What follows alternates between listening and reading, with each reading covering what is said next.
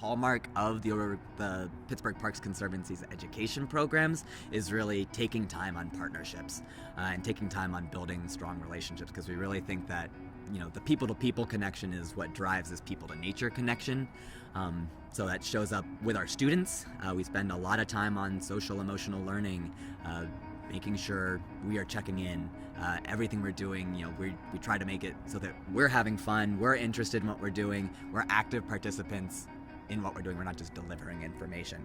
And we find that taking that time to connect with students really lets people who, don't see themselves, they don't have that identity, I'm not an outdoorsy person, suddenly realize, well, maybe I am. And I think it takes a lot of recognition sometimes. A student might not self-identify as someone who's like smart in environmental science or capable at using tools or asking good questions.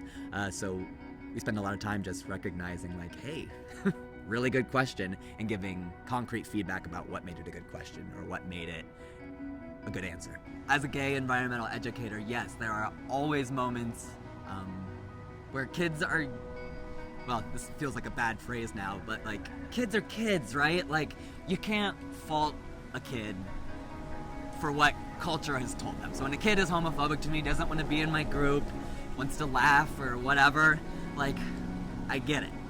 Like, don't take it personally. I mean, again, you should say something, do something, call it out, don't let it just go past unnoticed.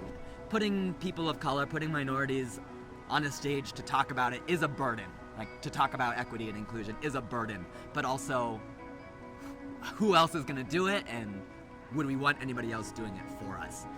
So when I think about like those interactions, part of me is like, all right, like, I don't need to, it's not about me and who I'm dating or anything like that. I might be the first gay person that this kid is meeting. I think likely that I'm the first one that's like holding a pickaxe and like planting a tree with a shovel or whatever, right?